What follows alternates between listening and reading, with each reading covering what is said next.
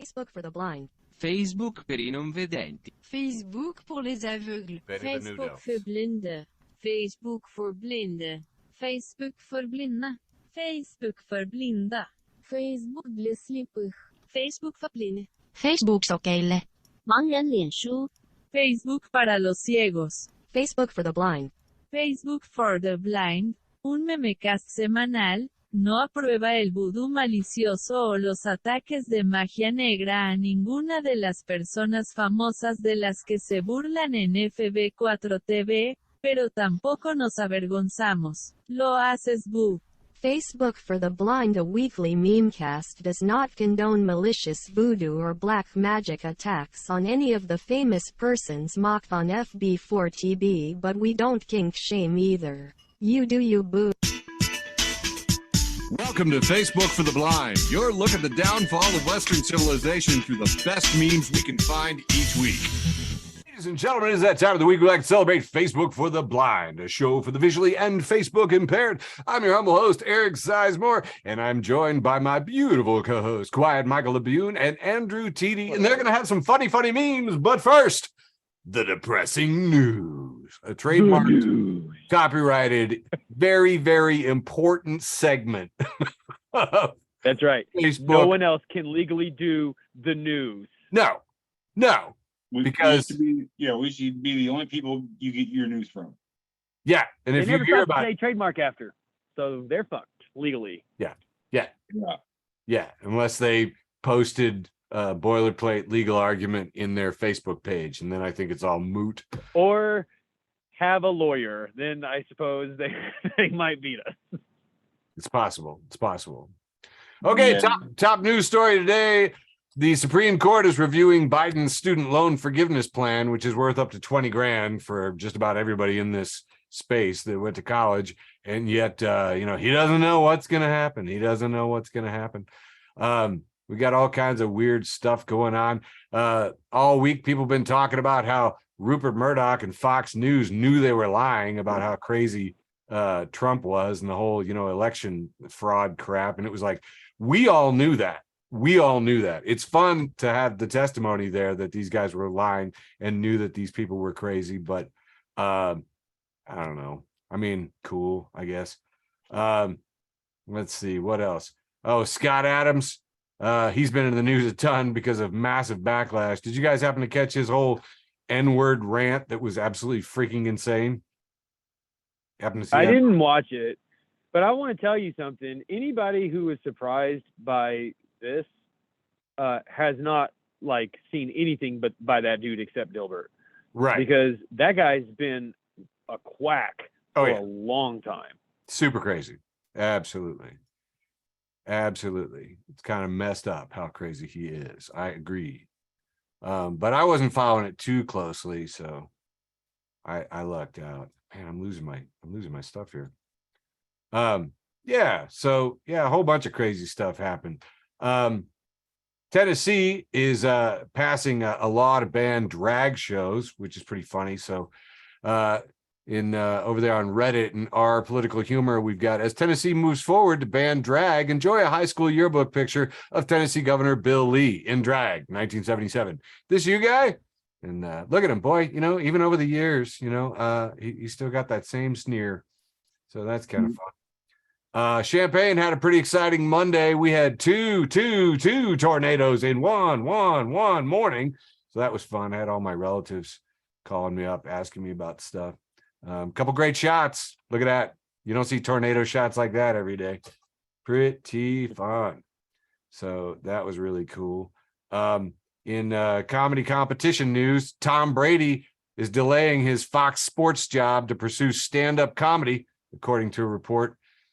So we've all got that to look forward to. That'll be pretty awesome. I listen. I would fucking love to watch that guy bomb. Yeah, I applaud this decision. Please, Tom Brady, keep doing things. I'm finally watching. Neat. We had all kinds of crazy economics news. I should probably maybe go back to here. Noam Chomsky says the U.S. seems to be fighting Russia to the very last Ukrainian. And I don't know. This thing is just horrible, and I'm sad. Economics have gotten kind of crazy, man. Housing is now constituting, on average, about 42.4% of the average American's budget. And that's bad, because like economically, if you're over 33%, you're considered cost burdened. So the average American is cost burdened on their rent and or mortgage and or house upkeep to the tune of 42.4% of their budget. And that's bad. It's kind of bad. Especially since the average rental prices in all the highest cities are so high. New York hitting an average 1-bedroom rental price in October 2021 of $3,100. San Francisco coming in a close second at $2,800. So, you know, salaries are not going up, and rent is going through the roof. As you can see here, changes in real annual wages are negligible for the bottom 90%, really. 95% really didn't get any kind of a raise at all. Meanwhile, the top 1% are making over 150% of what they did back in the day.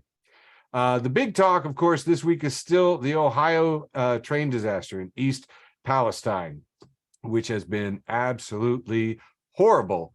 Norfolk Southern is paying $6.5 million to derailment victims. Meanwhile, it's shelling out $7.5 billion for its shareholders. So nice to see that their priorities are in line. And one of the big stories that happened that I don't know if you caught is that the levernews.com has been at the center of breaking a lot of stories on the Norfolk Southern thing, including that, well, to quote Andrew Perez here, he says, I wondered which news outlet would be the first to run new ads from the railroad industry in the wake of the derailment in East Palestine. And it looks like it was Politico. So put Politico on your list of crap, because these guys took money and from the rail lobbyists and basically came out to say, oh, when it comes to safety, 99.9% is not enough. And it's just like, yeah, while you're lobbying to cut all regulation and all rules, it's not like this is hidden either. You guys remember back in the day when the tangerine toddler got up here in front of a big pile of papers and was like, we're cutting regulations. We're going to cut all these regulations. And it's just like, yeah. And now the thing blew up because you cut those regulations. And, you know, and I'm not letting either side off of this either. Pete Buttigieg, Department of Transportation, could implement a whole lot of stuff right now. Yeah, if you want to see how this stuff trickles through, that little thing that popped up from Politico, quoted by Representative Troy Nehls the very next day, the rail industry has a high success rate moving hazardous material to the point of 99% plus. And it's just like, this is how these little echo chambers form between these lobbyists and media people. And you just hear this nonsense message and it's just spin.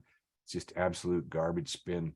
Anyway, so still talking about all of this. And with the revelations from Fox News in the Dominion lawsuit of $1.6 billion that hopefully will go through, we're finding out that everybody lied for profit. And it was pointed out in The Intercept that, you know, telling the truth is generally not just unprofitable, it's also actively anti-profit. And, you know, for-profit outlets, you know, can do great investigative reporting, but that takes, like, you know, money, and it has to be subsidized by their cooking apps or their sports coverage that actually do make money. But by itself, telling the truth is generally not just unprofitable, but actively anti-profit. The lesson of the Dominion lawsuit isn't that Fox is extremely bad, although it is. It's that to have a news system that works, we have to take the profit out of the equation, which is part of the reason that news from Facebook for the Blind is so good. Because you know how we bring you this news? We lose money. That's how we do it. Every week. Not making any profit off this at all. Damn right. Yeah. So, you know, so we're clear. So yeah, now normally we like to go to the end and do an animal story.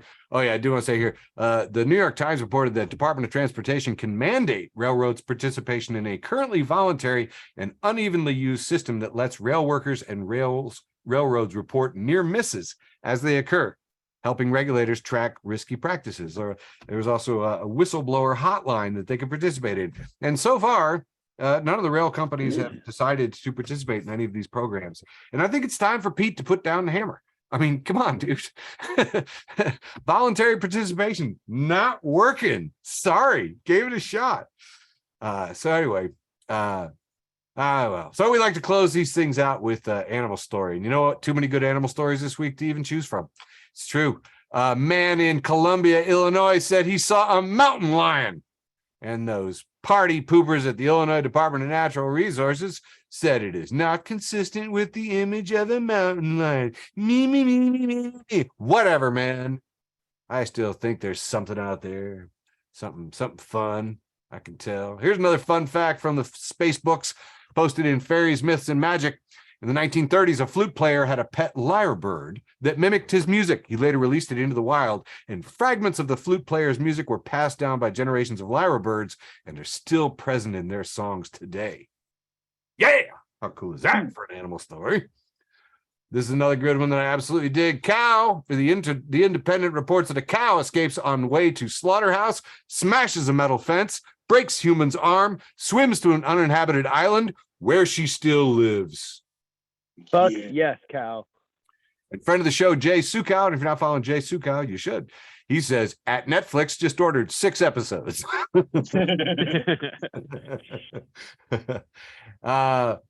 Goffin's cockatoo is now been named the 3rd species that carries tool sets around in preparation for future tasks. How freaking cool is that? Only the 3rd species that carries tools around. Like he brings a stick with him just so he can get some bugs or something. I think that's freaking cool. It's like us and cockatoos and something else. You can look it up for yourself. Bros. Yeah, true. And last but not least, you know how we've all been saying that Florida is just a messed up place. And what Florida needs is to get some Jesus. Well, Florida scientists are concerned about an army of invasive Jesus Christ lizards. Jesus, the basilisks, quite famous as the Jesus lizard for racing across the water. And this is why it's very important when you cast spells or do prayer that you are very detailed. Reread the monkey's paw and your Bible. And with that, we have concluded the news from Facebook for the Blind for March 1st, 2023. Handed it over to my beautiful co-host, Michael Labune, with a nice long round one. Kicking off round one with the Tennessee Holler. Always yelled. Thanks for listening to an episode of Facebook for the Blind. Follow us on Facebook, Twitter, and Instagram. From the... Can I read it? Something Times Free Press. I don't know.